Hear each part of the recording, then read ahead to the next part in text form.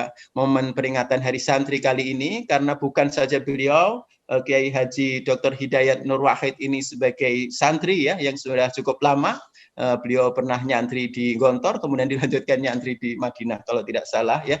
Dan beliau juga yang mengusulkan tanggal 22 Oktober ini sebagai Hari Santri ya. Kalau saya tidak salah membaca sebelumnya diusulkan Hari Santri itu satu Muharram, tapi beliau usulkan agar Hari Santri itu diperingati pada tanggal 22 Oktober ini insya Allah dan terus diperingati setiap tahun insya Allah. Baik Bapak Ibu dan hadirin sekalian, tanpa memperpanjang kalam kita akan langsung persilahkan kepada Kiai Haji Dr. Hidayat Nur Wahid untuk menyampaikan materinya. Sebelumnya sekilas saya sampaikan di sini tentang kurikulum beliau ya.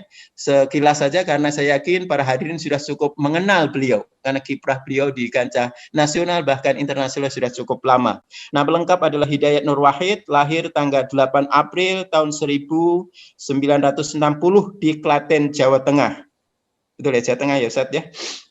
Beliau saat ini adalah menjabat sebagai wakil Ketua MPR Republik Indonesia. Ya. Dan sebelumnya juga beliau pernah menjabat sebagai Ketua MPR ya dalam beberapa periode sebelumnya. Baik Bapak Ibu dan hadirin sekalian, karena waktu kita agak terbatas pada siang hari ini, tanpa memperpanjang kalam sekali lagi kita akan langsung persilahkan kepada Kiai Haji Dr. Muhammad Hidayat Nur Wahid untuk menyampaikan materinya. Kepada Ustadz, falyatafadhal maskura. Jazakum khair.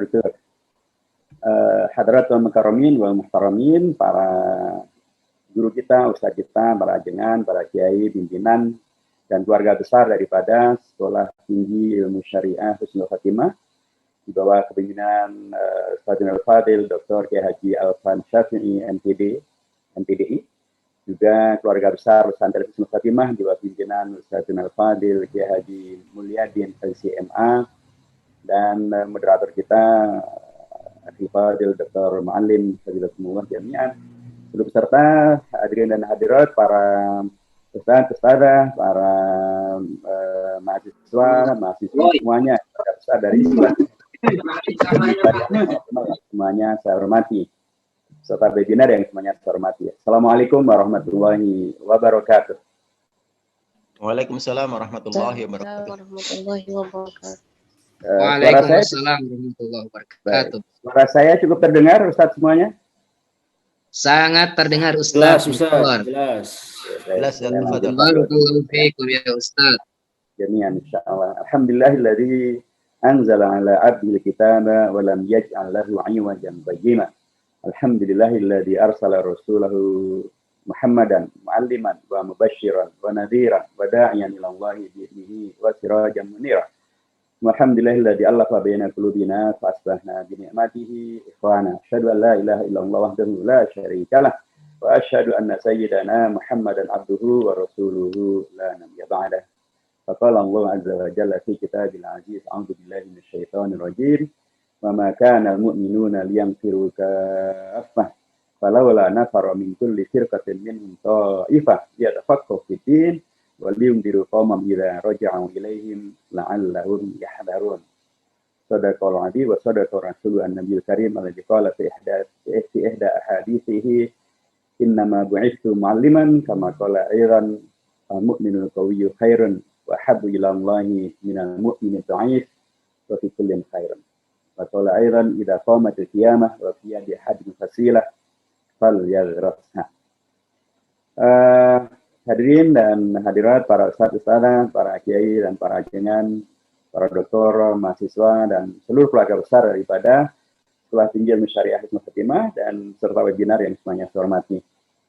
Jazakumullah khairan atas undangan bersilaturahim ini untuk bisa bersilaturahmi, bersilatul amali, dan tentang Husnul Khatimah tadi ada sisi saya yang tidak dibacakan ya, atau lupa dibacakan. Husnul Khatimah bagi saya sangat tidaklah asing karena awal didirikannya Husnul Khatimah saya ada di situ juga gitu ya. Bahkan saya termasuk anggota Dewan Pembina Husnul Khatimah bersama Dr. Satori dan sebagainya. Dan bahkan rapat daripada Dewan Pembina Husnul Khatimah pernah juga di rumah dinas Ketua MPR, yaitu Hidayat Nur Wahid. Cukup panjang itu, dari tahun 94 sampai tahun 2000, mungkin 2006 ya, saya masih menjadi anggota Dewan Pembina dari Husnul Khotimah.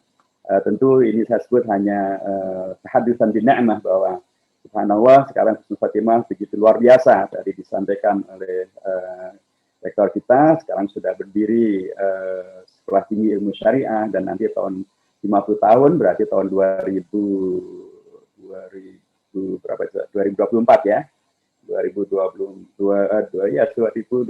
akan kemudian diharapkan sudah berdiri, sudah akan berdiri universitas. Ini satu perkembangan yang sangat luar biasa. Saya harus bersyukur kepada Allah Subhanahu Wa Taala dan jazakumullah khairan untuk terus menjaga dan terus mengembangkan Sekolah Tinggi Husnul Khotimah dan Sekolah Tingginya, dan nanti akan menjadi universitasnya. Dan pastilah kita sangat bersyukur kepada Allah dan berterima kasih juga kepada muassis daripada pesantren Husnul Khotimah ini, Bapak Haji Sahal, yang dulu ketika mendirikan pesantren ini juga sering ketemu dengan kita, dan kemudian begitulah seterusnya. Karenanya bagus sekali kalau kita mendoakan untuk beliau dan kepada para yang telah mendahului kita semuanya, baik itu para kiai, para ustadz, mungkin juga santri, mungkin sebagiannya terkena musibah COVID-19 ini. Mari kita doakan untuk semuanya agar Allah memberikan pahala yang terbaik, menerima seluruh amal ibadahnya, dan memberikan segala yang terbaik bagi beliau Haji Sahal dan para ustadz, para kiai yang telah mendahului kita, dan semuanya yang Allah berjasa bagi Husnul Khotimah. Lahum jami'an wa ala hadhihi niyyah thayyibah. Al-Fatihah. A'udzubillahi minasyaitonir rajim. Bismillahirrahmanirrahim. Alhamdulillahirabbil alamin. Arrahmanirrahim. Maliki yaumiddin. Iyyaka na'budu wa iyyaka nasta'in. Shiratal ladzina an'amta alaihim alamin. Baik, saudara sekalian, tema yang dimintakan kepada saya untuk dibahas adalah tentang peran santri dalam pembangunan peradaban bangsa. Tadi Dr. Malim sudah memulai bagaimana peran santri itu memang sesungguhnya bisa diwujudkan untuk menghadirkan pembangunan peradaban bangsa. Misalnya tadi, semula Pak Jokowi memang menandatangani sebuah kesepakatan gitu, bahwa beliau akan menghadirkan Hari Santri Nasional, itu ditandatangani di pesantren Subul Salam di Malang pada waktu kampanye tahun 2014, untuk kemudian supaya beliau mendapatkan suara dari para santri, agaknya begitu, beliau menyampaikan akan dibuatlah Hari Santri tanggal 1 Muharram. Sudah ditandatangani dari kertas, dan pernah juga banyak pihak menagih untuk 1 Muharram itu dijadikan sebagai Hari Santri. Saya juga santri gitu ya, karena saya pernah belajar di pesantren, dan saya muslim, dan saya menghormati para guru dan para kiai gitu. Karena yang namanya santri memang adalah, kalau kita lihat kepada realita tentang berdirinya pondok pesantren di Indonesia, maka pondok pesantren di Indonesia itu memang beragam-ragam ya. Sejak sebelum Indonesia berdiri sudah ada pondok pesantren yang afiliasinya ke tentu mayoritasnya afiliasinya ke NU, tapi banyak juga yang afiliasinya ke Persatuan Umat Islam, ke Persis, ke Muhammadiyah tentu saja, dan termasuk yang afiliasinya adalah ke pesantren seperti Pondok Pesantren Darussalam Gontor. Saya alumni di sana. Dan kemudian atas dasar itu maka keragaman-keragaman ini membuat santri itu ya Jogja ke Semarang, Jogja santri itu kemudian memang menjadi sangat beragam, termasuk yang alumni dari NU ya, santri, alumni dari Muhammadiyah, santri Muhammadiyah juga santri, alumni dari pesantren seperti di Gontor juga santri, termasuk sekarang tentu semakin beragam sekali, alumni dari Husnul Khotimah juga pasti adalah santri. Nah, karena saya adalah juga santri, dan waktu itu saya menjadi wakil ketua MPR karena di peristiwa tahun 2014-2015, saya menyampaikan secara langsung bahwa kepada pimpinan PBNU bahwa secara prinsip saya tentu setuju adanya hari santri, karena saya kan juga santri. Tapi hendaknya janganlah hari santri itu kemudian malah menghadirkan masalah di tengah umat. Ya. Ketika itu dijadikan sebagai hari santri ada 1 Muharram, saya khawatir itu akan menghadirkan masalah di tengah umat, karena Pertama itu memperkecil makna daripada satu Muharram yang tadinya adalah hari umat Islam sedunia, karena itu adalah awal tahun baru Hijriah. Kemudian direduksi menjadi hari santri. Santri itu kan sekalipun jumlahnya sangat besar, dalam data terakhir yang disampaikan oleh Menteri Agama, jumlah santri se-Indonesia ini ada 28.194 santri. 5 jutanya santri mukim gitu, di pesantren ya. 18 jutanya santri yang tidak mukim, mereka sebagian juga adalah murid dari madrasah, sebagiannya juga LPTQ ya. Dan di Jawa Barat jumlah pesantren terbesar ada 9.167 pesantren di Jawa Barat. Nah, pesantren yang sekalipun pesantren ini sangat banyak, tapi kalau diukur dengan katakanlah jumlah mereka yang seluruhnya 28.194 santri itu, termasuk juga dengan guru dan dosennya sekitar 1,5 juta, berarti katakan keseluruhannya ada 30 juta, tentu itu jumlah yang minoritas dibanding dengan umat Islam yang non santri. Karena umat Islam di Indonesia tidak kurang dari 200-an juta, gitu. Berarti 170 juta masyarakat Indonesia itu bukan secara spesifik adalah santri. Nah, mereka lah yang kemudian memiliki satu Muharram. Karenanya saya usulkan agar tidak menghadirkan masalah, maka mestinya hari santri itu bukan satu Muharram sebagaimana ditandatangani oleh Pak Jokowi semulanya, tapi adalah hari di mana santri mempunyai peran yang diakui oleh bangsa dan negara.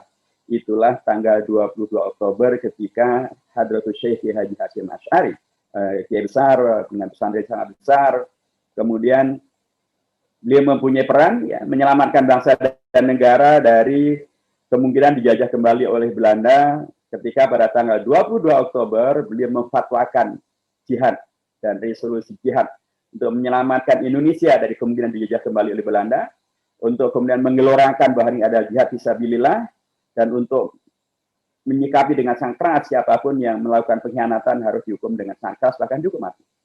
Alhamdulillah akhirnya disepakatilah tanggal 22 Juni itu dengan 22 Oktober ini, dengan usulan dari banyak pihak, akhirnya disepakati inilah hari santri. Itu saja menurut saya adalah salah satu peran bagaimana santri membangun peradaban bangsa. Bagaimana kita dengan peran kita menyelamatkan Indonesia supaya tidak terjadi konflik, supaya terhormat, supaya kemudian bisa berperan, supaya kemudian bisa menghadirkan harmoni, begitu seterusnya. Nah, dari pendekatan ini, Bapak dan Ibu, saudara-saudara sekalian, para mahasiswa dan mahasiswa yang semuanya saya hormati, kita penting betul ya untuk membahas tentang tema peran santri dalam pembangunan peradaban bangsa itu, untuk kembali pada kaidah yang biasa kita pelajari di pesantren, terutama kajian-kajian fikih maupun kajian syariah.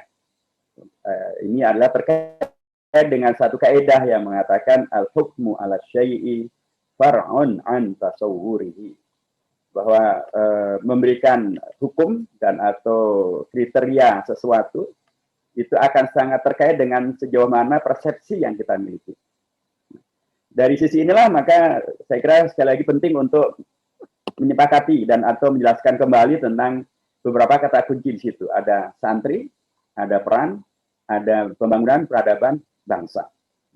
Jadi tentang santri sudah saya sebutkan bahwa santri itu berarti adalah semua yang kalau kita mempergunakan pendekatannya Clifford Geertz ketika beliau membuat disertasi dan kemudian membuat buku tentang agama Jawa, maka beliau membagi orang Jawa itu ya kita semuanya di dalamnya ke dalam 3 tipologi. Satu yang disebut sebagai priayi, kemudian kedua adalah santri, dan ketiga adalah abangan. Ya, itulah tipologi masyarakat Jawa. Nah, priayi adalah mereka-mereka yang berada di keraton dan atau di kantor-kantor, katakanlah demikian. Kemudian santri adalah mereka Muslim yang mengamalkan ajaran agama Islam. Mungkin banyak, sedikit, tapi mereka mengamalkan ajaran agama Islam. Dan abangan adalah yang ngakunya beragama, tetapi tidak melaksanakan ajaran agama. Nah, bila ini dijadikan rujukan, maka yang namanya santri adalah ya setiap Muslim yang melaksanakan ajaran agama Islam, mungkin sedikit, mungkin banyak. Berarti ya mayoritas sesungguhnya adalah menjadi santri, dan apalagi sekarang kalau kita lihat pada realita yang ada di tingkat masyarakat, bahkan mereka-mereka yang tadi masuk kategori priayi pun di keraton-keraton, masuk keraton Cirebon itu sangat-sangat santri. Kemudian juga di Keraton Jogja pun juga sebenarnya sangat santri, karena bahkan sultannya berjuluk sebagai Senopati Ngalogong Ngabdurrahman Khalifatullah Intanan Jawa, sangat santri. Jadi sebenarnya kalau kita sekali lagi kalau kita lihat pada perkembangan yang belakangan ini, maka bahkan yang disebut sebagai pusat-pusat priayi itu juga sudah menjadi santri. Yang abangan pun juga sekarang menjadi tidak jelas ya, karena kalau kita lihat realita tentang yang ada di masyarakat sekarang itu, gairah beragama begitu luar biasa, termasuk anak-anak muda pun sekarang sudah ada kelompok hijrah yang mungkin latar belakangnya artis, latar belakangnya olahragawan, pemusik dan lain sebagainya. Tapi mereka kemudian ingin mempelajari agama Islam dan melaksanakan ajaran agama Islam. Bila demikian maka semuanya juga sudah menjadi masuk kategori santri. Dan karenanya semuanya dalam konteks pendekatan dakwah, maka mereka kita apresiasi, kita terima sebagai bagian daripada komitmen untuk menjadi santri, karenanya berkomitmen menjadi lebih baik. Karena dakwah kan orientasinya adalah mengakomodasi, berempati, dan memberi peran, memberi peluang untuk semuanya berperan, menghadirkan kondisi yang lebih baik melalui dakwahnya. Apakah dengan dakwah bil hal, dakwah bil lisan, mungkin juga dakwah bil amal, mungkin juga dakwah fardiyah, mungkin dakwah jamaiyah, dengan beragam cara pun. Nah, tapi kalau kemudian kita mempergunakan pendekatan yang lebih spesifik lagi, beberapa tokoh termasuk Gus Mus gitu ya, Haji Bisri Mustafa dari Rembang, beliau menyebutkan bahwa yang dimaksud dengan santri adalah mereka-mereka yang secara khusus belajar ilmu agama di lembaga-lembaga pendidikan keagamaan, dan kemudian mereka mencoba untuk mengamalkannya, tafaqquh fiddin, dan kemudian sekaligus menghormati para kiai dan para guru maupun para ulamanya. Ya, ini menjadi agak menyempit, tetapi kalaupun ini dipergunakan sebagai rujukan, maka santri pun juga karenanya tidak dibatasi oleh ormas tertentu, tidak dibatasi oleh apalagi oleh partai tertentu, tidak dibatasi oleh latar belakang daerah atau latar belakang belajar daripada santri itu alumni dari pesantren mana, atau alumni dari Al-Azhar kah, atau alumni dari Madinah kah.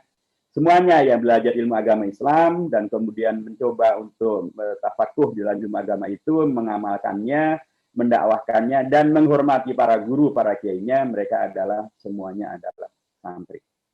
Bila demikian, maka sekali lagi dalam konteks yang agak lebih spesifik ini pun, dan saya setuju untuk menggunakan pendekatan dakwah dalam mendialogkan dan definisi para santri ini, maka sesungguhnya semuanya diberi ruang untuk kemudian bisa berperan menghadirkan peranan, membangun dan menyelamatkan peradaban bangsa. Nanti saya akan agak detail ke sana. Mari kita lihat kemudian peran ya. Kalau dilihat dari peran santri, maka demikianlah yang kita dapatkan secara nyata. Jadi Dr. Mu'alim sudah menyampaikan tentang sejarah, dan tentang sejarah ini juga penting untuk disampaikan dalam konteks kajian-kajian kita. Karena Ibnu Khaldun, bapak daripada para sejarawan modern, beliau dalam kitab Muqaddimahnya, beliau menyampaikan satu kaidah yang luar biasa. Beliau menyampaikan bahwa yang namanya sejarah itu adalah pengulangan. Beliau menyampaikan kaidahnya adalah at-tarihu yu'idu nafsahu. Yang namanya sejarah adalah pengulangan. Santri dulu sudah ada dan mereka dulu berperan. Peran itu juga akan bisa dilakukan oleh santri pada masa sekarang ini, dengan latar belakang yang beragam-ragam itu, bila kemudian sebab-sebabnya juga diulang. Rekan-rekan sekalian, mari kita lihat bahwa tadi saya sampaikan di depan tentang santri dari latar belakang yang beragam-ragam, dan itu semakin menjadi legal, karena dalam Undang-Undang Nomor 18 Tahun 2019 tentang pesantren, itu jelas sekali disebutkan tentang pesantren itu minimal ragamnya ada 3 corak. Ada pesantren yang kemudian mengajarkan dirosah Islamiyah melalui kitab-kitab kuning. Ya, itu mungkin disebut sebagai pesantren tradisional, pesantren Salafiyah dalam pengertian Indonesia, bukan dalam pengertian Saudi Arabia. Dan nomor 2 adalah pesantren yang mengajarkan ilmu agama dengan mempergunakan metodologi kurikulumnya mu'allimin atau kurikulum mu'adalah. Ini mungkin sebutannya adalah pesantren modern. Ya. Dan yang ketiga adalah pesantren yang orientasinya adalah menggabungkan, mengintegrasikan antara ilmu agama dan ilmu umum, dan pendidikannya melalui keasramaan. Ini mungkin pesantren-pesantren yang mungkin termasuk Husnul Khotimah dari sini, begitu ya, yang mengintegrasikan ilmu umum, ilmu agama, dipesantrenkan. Dan tiga tipologi ini kemudian menghadirkan tadi komunitas santri, baik muridnya, baik gurunya, ustadznya, mereka semua belajar agama, ilmu agama, mengamalkannya, mendakwahkannya, dan menghormati sesama mereka, termasuk menghormati para guru mereka. Di mana peran mereka? Peran mereka tadi saya sampaikan dalam konteks sejarah. Ibnu Khaldun sudah membuat satu kaidah, at-tarikhu yu'idu nafsahu. Dulu mereka sudah berperan. Saya ingin dalam konteks, apalagi dalam konteks pembangunan peradaban bangsa, saya potong saja secara cepat ya. Dan kalau sekarang kita akan juga memperingati tanggal 28 Oktober nanti adalah Hari Sumpah Pemuda, maka tahun 28 Oktober tahun 1928 itu terjadilah satu fakta di mana kemudian para santri muda Indonesia menghimpun diri dalam yang disebut sebagai Young Islamitan Bond, mungkin paguyuban para pemuda muslim. Mereka kemudian berperan bersama dengan para pemuda yang lain mempersiapkan Indonesia yang akan dimerdekakan. Sepakatilah Sumpah Pemuda dalam 3 intinya tentang berbangsa satu, bernegara satu, dan berbahasa satu, semuanya adalah Indonesia. Di situ ada peran daripada para santri. Saya kembalikan kepada definisi yang tadi telah saya sebutkan itu. Dan mereka inilah yang nanti akan menjadi bersama dengan pimpinan dari NU, pimpinan Muhammadiyah, pimpinan dari Persatuan Umat Islam ya di Jawa Barat ini. Kemudian mereka bersama-sama berperan untuk menyelamatkan, untuk mendirikan Indonesia Merdeka melalui BPUPK, kemudian melalui Panitia 9, kemudian melalui PPKI, dan kemudian hadirlah Indonesia yang merdeka. Di situ ada peran dari para kiai, para santri, baik itu yang alumni daripada pesantren NU, gitu ya, seperti Haji Wahid Hashim, Haji Mashkur, ya, atau latar belakangnya dari pesantren yang nanti akan menjadi pesantren PUI, gitu ya, seperti Haji Abdul Halim, Haji Ahmad Sanusi, gitu ya. Ada juga yang nanti latar belakangnya ada pesantren-pesantren yang terafiliasi ke Muhammadiyah, seperti Haji Mas Mansur, seperti juga Kiai Haji Khan Mudakir, bahkan di alumni Al-Azhar Mesir ya. Dan ada juga yang dari latarnya adalah latar belakang dari partai politik, seperti Haji Agus Salim, seperti Haji Abdi Kusno Cokrosioso, seperti juga Muhammad Natsir. Mereka semuanya para santri.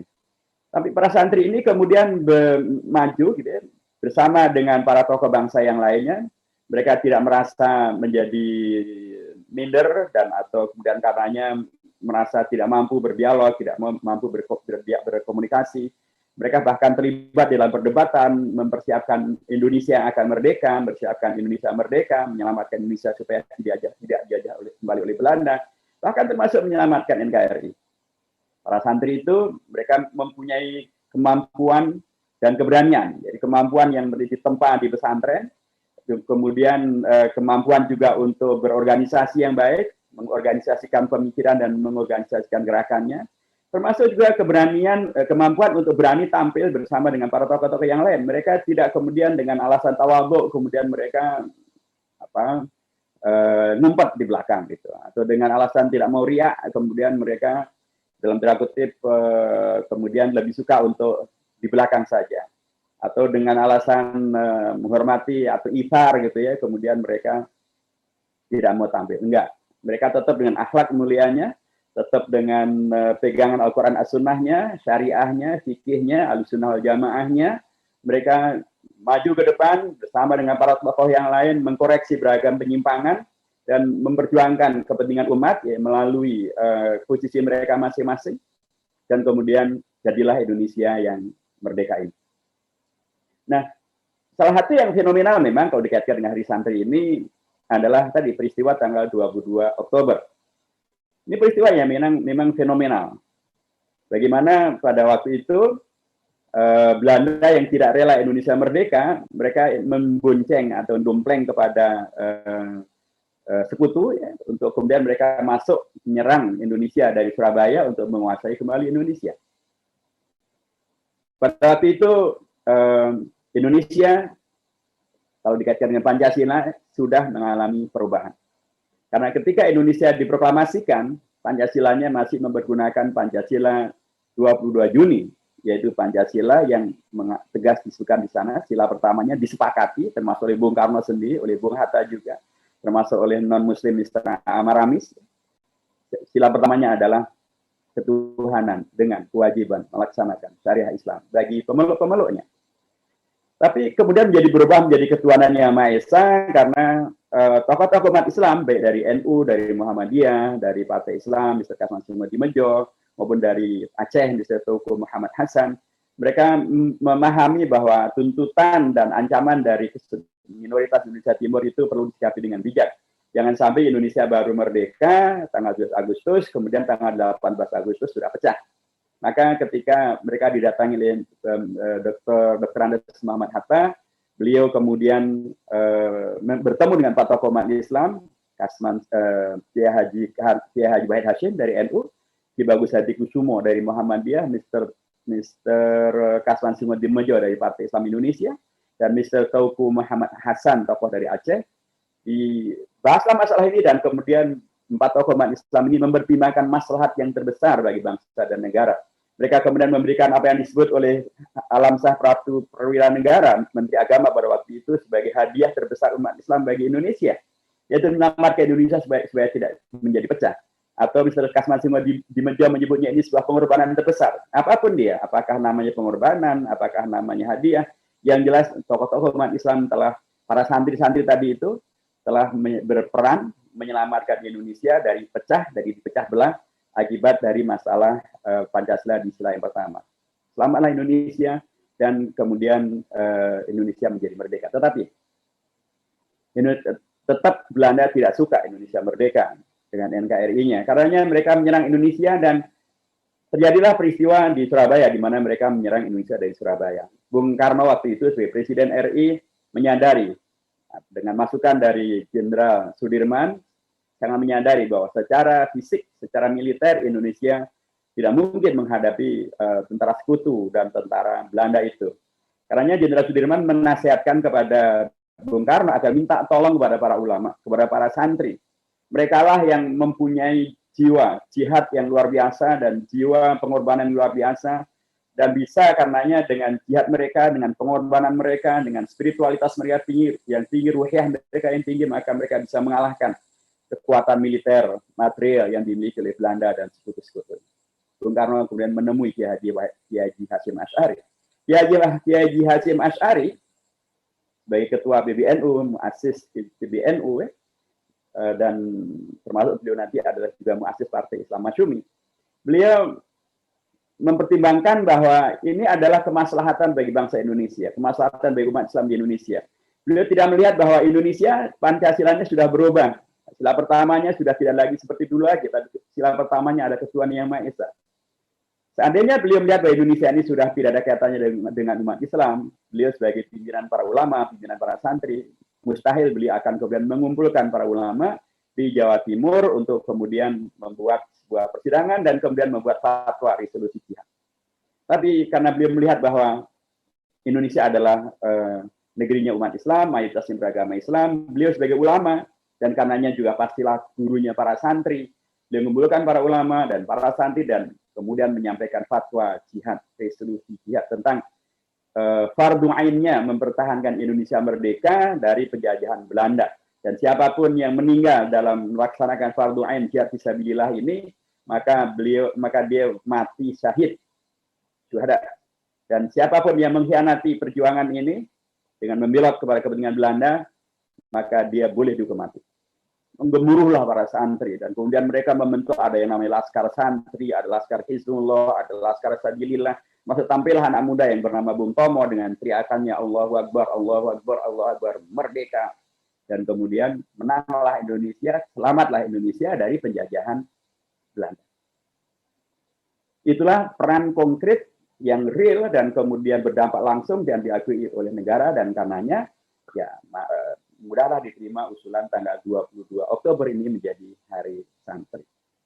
Karenanya hari-hari ini saya agak prihatin gitu ya.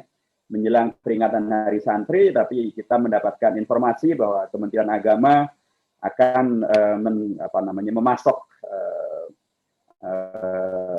teks khutbah Jumat gitu ya, untuk dipakai di dalam khutbah-khutbah Jumat untuk melawan radikalisme, melawan terorisme. Loh, ini bagaimana?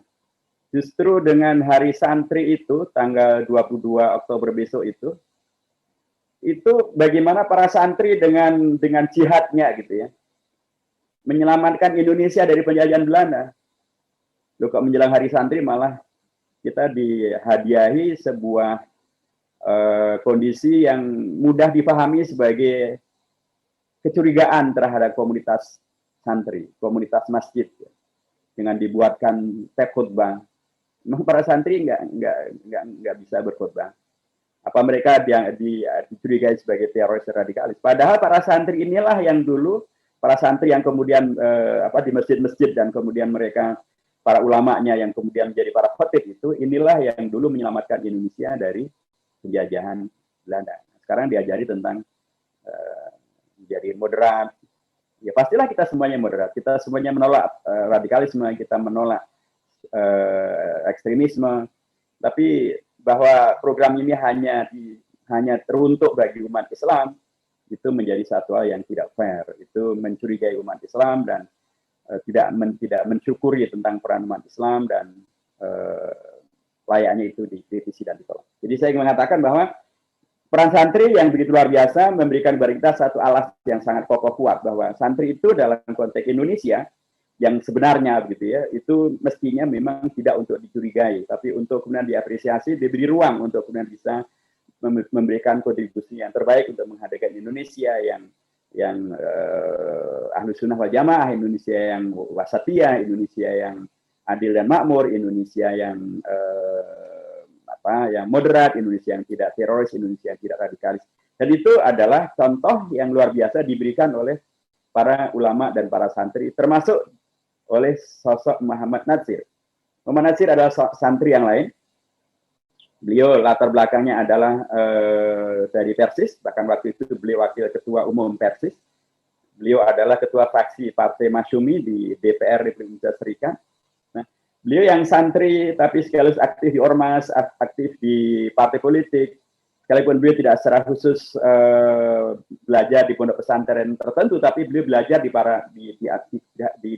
belajar otodidak dengan para ulama, belajar juga dari buku-buku secara langsung, dan kemudian beliau sambil menghormati para guru dan beliau mengamalkan ajaran Islam dengan maksimal. Nah, beliaulah yang menyelamatkan Indonesia menjadi NKRI. Karena waktu itu Indonesia sudah dipecah belah oleh Belanda menjadi Republik Indonesia Serikat. Ada 16 negara serikat, ada negeri Pasundan, ada negeri Madura, ada negeri Sumatera Timur dan lain sebagainya. Jadi NKRI itu sudah tidak ada. Bahkan sebelum RIS, Indonesia juga mengenal yang ada gerakan DITI di Jawa Barat dan di tempat yang lain. Sebelum itu bahkan mengenal adanya pemberontakan PKI MUSO di Madiun September tahun 1948. Jadi pada waktu itu ada Indonesia berada dalam posisi di mana ditawarkanlah, kalau beliau sebut demikian, kalau tidak malah sebagiannya justru melakukan kudeta. PKI komunisme melakukan kudeta. Kemudian ada gerakan DITI, kemudian ada Republik Indonesia Serikat. Kok sekarang kita menjadi NKRI? Bagaimana? Itulah peran seorang santri, Muhammad Natsir. Beliau melihat bahwa Indonesia kita itu ya bukan PKI, bukan DITI, tapi juga bukan RIS. Karena yang disepakati oleh para founding fathers, di mana di dalamnya juga ada para kiai, para santri, Indonesia itu adalah NKRI. Itu disepakati pada tanggal 18 Agustus tahun 1945. Itu ada di dalam bab 1, pasal 1, ayat 1 dari Undang-Undang Dasar 45. Dan itu kemudian dipastikan kembali oleh MPR pada periode Pak Amin Rais ketika waktu itu MPR masih lembaga tertinggi negara, sebelum kemudian saya lanjutkan menjadi pimpinan MPR. MPR pada periode Pak Amin Rais tahun 1999 sampai di tahun 2002, Undang-Undang Dasar diamandemen. Tetapi ada dua hal yang disepakati tidak berubah. Yang pertama adalah pembukaan Undang-Undang Dasar tidak boleh dirubah, dan karenanya di alinea keempat ada Pancasila, dan Pancasila di situ ada Pancasila 18 Agustus. Karenanya menjadi wajar bila kemudian umat beragama, baik dari umat Islam, ormas-ormas Islam, NU, Muhammadiyah, FPI, MUI, dan seterusnya, ormas keagamaan yang lain, ya, semuanya satu kata, menolak RUU haluan ideologi Pancasila. Mengapa ditolak? Karena itu kharqu al-ijma', yaitu membatalkan ataupun keluar dari yang disepakati, yaitu Pancasila yang disepakati adalah Pancasila yang final, yaitu 18 Agustus. So dengan RUU HIP, maka Pancasila itu bisa diperas menjadi Trisila, menjadi Ekasila, berarti itu Pancasila 1 Juni. Pancasila itu dengan Trisila, maka ketuhanan Yang Maha Esa tidak ada. Dan bahkan juga tidak yang sila pertama, karena dalam Trisila, ketuhanan itu adalah sila yang ketiga. Itu pun ketuhanan yang berkebudayaan. Apalagi kalau menjadi Ekasila, semakin tidak ada lagi. Yang ada hanya gotong royong. Padahal yang disepakati oleh para santri, para kiai, tokoh-tokoh bangsa, sila pertama adalah ketuhanan Yang Maha Esa. Karenanya wajar kalau RUU HIP ditolak. Begitu seterusnya. Jadi, ketika MPR pada periode Pak Amin Rais tadi, menyepakati bahwa Undang-Undang Dasar dirubah, tapi dua yang tidak dirubah. Pertama adalah pembukaan Undang-Undang Dasar, di sana ada Pancasila yang final 18 Agustus. Dan yang kedua adalah tentang bentuk negara, Negara Kesatuan Republik Indonesia, NKRI, tidak bisa dilakukan perubahan. Itu dikunci di pasal 37 ayat 5 dari Undang-Undang Dasar Negara Republik Indonesia tahun 1945. Dan saya harus ingatkan bahwa Pak Amin Rais adalah Profesor Dr. Amin Rais. Beliau sebelumnya adalah Ketua Umum PP Muhammadiyah. Jadi Indonesia menjadi NKRI dan kemudian menjadi yang final, itu adalah karya dan perjuangan dari dua santri. Satu adalah Muhammad Natsir, Ketua Fraksi Partai Masyumi di DPR RIS pada tanggal 3 April tahun 1950. Dan yang kedua adalah Profesor Dr. Amin Rais sebagai Ketua MPR RI pada periode 1999 sampai 2004. Jadi bagi kita karenanya, dan karena Pak Amin Rais adalah Ketua PP Muhammadiyah, ya pastilah beliau santri gitu. Para santri inilah yang memastikan tentang NKRI yang kemudian disebut harga mati itu. Maka memang menjadi aneh kalau kemudian teriakannya NKRI harga mati, tapi kemudian umat Islam dicurigai sebagai tidak pro NKRI, membahayakan NKRI. Saya mengatakan bahwa yang berpendapat semacam itu, NKRI harga mati tapi mencurigai umat Islam, maka dia NKRI-nya masih mu'alaf, dia mu'alaf NKRI. Dia tidak mengerti tentang hakikat NKRI dan relasinya dengan umat Islam dan tokoh-tokoh umat Islam. Jadi menjadi sangat jelas, sekali lagi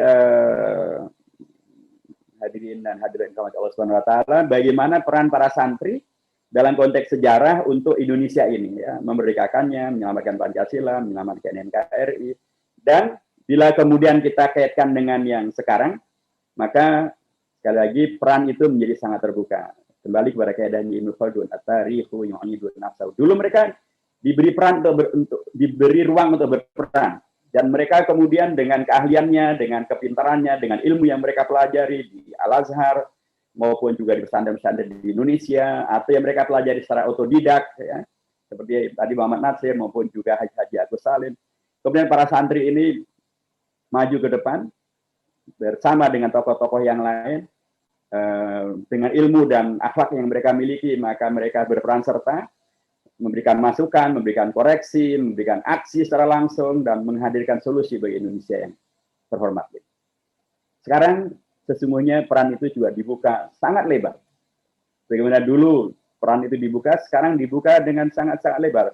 Hampir tidak ada lagi posisi dan atau kondisi di mana kemudian santri tidak bisa mengisi kegiatan apapun di Indonesia.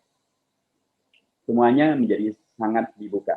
Nah, permasalahannya adalah bagaimana kemudian para santri melanjutkan peran mensejarah itu dalam realita konkret keindonesiaan pada masa yang sekarang ini. Inilah yang menurut saya menjadi amat sangat dipentingkan untuk pertama, sekali lagi, apakah kita kemudian sekarang berada di pesantren Siti Husnul Khotimah atau pesantren atau kemudian pesantren luhur, pesantren tinggi Mahat Alim menjadi universitas gitu, atau kemudian kita tetap berada di pesantren yang berafiliasi ke ormas yang lain, apakah NU atau Muhammadiyah, atau bahkan kita mungkin berada di pendidikan umum tapi orientasi kita ada ke dalam keislaman. Sesungguhnya semuanya sekali lagi mendapatkan peran yang sangat terbuka untuk kemudian memberikan yang terbaik bagi Indonesia. Apakah nanti melalui jalur pendidikan, melalui jalur sosial, melalui jalur ekonomi, melalui jalur termasuk militer, polisi, termasuk juga melalui jalur politik, semuanya menjadi amat sangat dibuka. Yang dipentingkan kemudian adalah sejauh mana kita para santri menyiapkan diri untuk berperan. Jadi tadi saya katakan karenanya sekali lagi Indonesia ini adalah warisan jihad, istiad, mujahadah, tadhiyah, hadiah daripada para santri. Sekarang bagaimana kita mewarisinya, bagaimana kita menjaganya, bagaimana kita kemudian bahkan bisa mewariskannya kepada generasi emas. Kalau tadi program dari Husnul Khotimah ada 50 tahun setelah berdiri, maka akan berdirilah universitas di Husnul Khotimah ini. Indonesia juga dikatakan bahwa 100 tahun Indonesia, tahun 1 abad Indonesia, tahun 2045 yang akan datang, Indonesia sudah harus menjadi lebih hebat daripada yang sebelumnya. Tentu di situ ada peran bagaimana generasi santri pada masa sekarang ini mewarisi, mewariskan, memahami, memahamkan, dan kemudian menghadirkan Indonesia yang tetap terjaga lebih baik. Karena memang banyak hal yang kemudian harus betul-betul menghadirkan keberanian tampilnya para santri untuk dalam tanda kutip mengisi Indonesia dengan nilai-nilai yang dahulu sudah diperjuangkan dan menjadi kesepakatan. Karena selalu saja ada upaya untuk memelencengkan Indonesia, ya. Seperti tadi ada yang mencoba untuk mengkaburkan Pancasilanya menjadi Pancasila Trisila Ekasila, ada yang kemudian ingin mengaburkan sejarah Indonesia dengan tidak mau mencantumkan tap MPRS tentang pelarangan PKI gitu ya, dan bahkan ada yang mengusulkan untuk dihapuskannya pelajaran sejarah dan pelajaran agama. Kita paham ke arahnya kemana nih. Kalau agama tidak diajarkan dan kemudian sejarah tidak diajarkan, ya anak-anak didik kita blank, tidak paham tentang bagaimana latar belakang Indonesia ini dan sejauh mana peran daripada para ulama, para santri, dan kemudian ke depan akan diisi dengan cara-cara yang mereka inginkan. Itu tentu pengkhianatan sejarah, itu tentu adalah sebuah penghilangan terhadap warisan yang sangat luar biasa. Jadi memahami tentang sejarah tadi dipentingkan, memahami tentang realita kekinian juga menjadi amat sangat dipentingkan. Tetapi itu semuanya akan menjadi sesuatu yang bermanfaat bila para santri pun juga mempunyai tadi bekal, sebagaimana dulu para tokoh-tokoh itu punya bekal yang luar biasa. Mereka tidak begitu saja menjadi Muhammad Nasir, tidak begitu saja menjadi Haji Hasyim Asy'ari, tidak begitu saja menjadi Haji Agus Salim, tidak begitu saja menjadi Ki Bagus Hadikussumo. Itu karena akumulasi dari ilmu yang mereka pelajari. Ilmu yang mereka pelajari dan mereka tekuni, mereka dalami, kemudian mereka aktualisasikan dalam kehidupan mereka sehari-hari, dalam kehidupan bermasyarakat, berorganisasi, dan kemudian jadilah mereka tokoh-tokoh yang kemudian mengkomunikasikan diri ke publik, menjadi kemudian mereka bisa menghadirkan peran yang sangat luar biasa. Ini juga sekarang amat sangat diperlukan. Dan tadi saya katakan tidak ada peluang yang tertutup. Antum bisa berperan dalam dunia apa saja, di ekonomi bisa, di sosial bisa, di sains bisa, di penelitian bisa, pendidikan bisa, politik bisa, di dunia apapun semuanya serba bisa. Tetapi ungkapan di pesantren kita ada hal yang luar biasa bagus, yaitu wa faqidu syai'i la yu'ti. Kalau kita tidak punya, ya nggak bisa memberi. Kalau kita tidak punya ilmu, ya nggak bisa mengajarkan ilmu. Kalau kita tidak punya kecintaan tentang Indonesia, ya tidak mungkin kita akan kemudian memberikan sesuatu untuk Indonesia yang kita cintai. Kalau kita tidak mempunyai keberanian, ya nggak mungkin kita akan tampil. Dan kalau kita tidak tampil, ya kemudian kita tidak akan bisa berperan. Dan kalau kita tidak berperan, ya Indonesia akan kemudian dibawa keluar dari cita-cita Indonesia merdeka, sebagaimana yang telah dilakukan oleh para kiai dan para santri itu. Jadi penting betul untuk mengisi para santri atau para santri mengisi diri mereka dengan tadi wawasan-wawasan yang berkeunggulan tentang sejarah, tentang para tokoh, tentang Indonesia masa sekarang, termasuk juga kepercayaan diri untuk bahwa kita bisa tampil, kita bisa berperan, kita bisa memberikan yang lebih baik, kita bisa menghadirkan alternatif yang lebih bagus, kita bisa menjaga dan melanjutkan warisan daripada para ulama itu. Nah, terakhir rekan-rekan sekalian, Indonesia kita sekarang dan ke depan lagi-lagi tantangannya pastilah amat sangat banyak. Ini dampak daripada Undang-Undang Omnibus Law Cipta Kerja ini pun juga banyak sekali dampak-dampaknya. Ini juga memerlukan sebuah penerawangan tersendiri, sebuah telaahan tersendiri. Tapi minimal memerlukan hadirnya sumber daya manusia para santri yang terbarukan atau generasi muda atau generasi berkelanjutan dari para santri yang betul-betul siap untuk kemudian mengisi Indonesia ke depan dengan isi yang berkualitas, yang betul-betul bisa menjaga dan menyelamatkan Indonesia kita secara lebih bertanggung jawab lagi. Dan sekali lagi tantangan-tantangan kita baik dari dalam negeri sendiri maupun juga dari luar negeri terkait dengan masa ideologi yang sekarang dengan globalisasi, dengan teknologi informasi, dengan transnasionalisme yang bukan hanya dari umat Islam, transnasionalisme itu juga bisa hadir dari ideologi komunisme, ideologi liberalisme, ideologi hedonisme, permisivisme, itu transnasional yang justru harus dicurigai, karena kalau transnasional Islam justru menghadirkan para ulama-ulama yang dulu belajar dari Timur Tengah, Kiai Haji Hasyim Asy'ari, Kiai Haji Ahmad Dahlan, ya kan, Kiai Haji Abdul Halim yang berikan PUI, atau kemudian pun juga Kiai Haji Kahar Mudzakkir yang belajar di Al-Azhar. Mereka pulang ke Indonesia dengan membawa nilai-nilai yang mereka pelajari di Timur Tengah dan membawa kepada kebaikan-kebaikan. Demikianlah juga para santri-santri belakangan seperti Santren Husnul Khotimah yang belajar di mana-mana, ketika mereka pulang ke Indonesia, mereka tidak menghadirkan transnasionalisme dalam konteks yang negatif. Mereka menghadirkan transnasionalisme melanjutkan yang dulu dilakukan oleh Kiai Haji Hasyim Asy'ari, Kiai Haji Ahmad Dahlan, Kiai Bagus Hadi Kiai Haji Kahar Mudzakkir, Haji Agus Salim, dan lain sebagainya. Karena memang saya termasuk sangat menyesalkan ketika Husnul Khotimah lagi kena musibah, bukannya dibantu, malah dikomentari sebagai limbah. Itu sebuah pernyataan yang sangat tidak bertanggung jawab dan sangat benar bila kemudian umat Islam di Kuningan ini mempermasalahkan, tidak terima dan mengkoreksi, dan saya berharap itu menjadi pelajaran serius untuk kemudian tidak dilanjutkan, karena pesantren justru menghadirkan keunggulan-keunggulan dan bisa itu terbukti dalam konteks sejarah, terbukti dalam konteks ini bahwa kemudian ada masalah, ya kan, masalah yang kaitannya dengan COVID-19 bukan hanya di pesantren, di seminari juga beberapanya juga kena gitu ya. Bahkan di Italia juga banyak yang kena, di Amerika banyak yang kena, di China banyak yang kena, termasuk juga. Jadi sangat tidak bertanggung jawab ungkapan yang mendiskreditkan Husnul Khotimah hanya karena ada musibah terkait dengan COVID-19 yang bahkan oleh Pak Jokowi dinyatakan sebagai bencana kesehatan nasional. Jadi terakhir ingin saya katakan, karenanya rekan-rekan sekalian, dari kondisi yang ada tadi, maka sangat dipentingkan agar satu pihak kita memegangi jas merah, tidak melupakan sejarah, tapi juga penting juga untuk memegangi apa yang saya sebut sebagai jas hijau. Jangan sekali-kali menghilangkan jasanya umat, jasanya ulama, dan jasanya umaroh. Dengan pegangan ini, jas hijau ini, kita kemudian bisa memetakan ya peran yang bisa kita lakukan sekarang dan ke depan. Kita insya Allah di DPR, di MPR, terus mencoba mengawal agar maslahat bagi umat dan peran dari santri tetap bisa dilakukan agar peradaban agar bisa tetap berkontribusi menghadirkan kontribusi membangun peradaban bangsa dengan cara yang baik dan benar, ya, sebagaimana telah diwariskan oleh para kiai dan para santri yang dahulu menghadirkan Indonesia merdeka. Saya kira itu yang saya sampaikan dalam kesempatan yang sangat membahagiakan ini. Barakallahu fikum jami'an.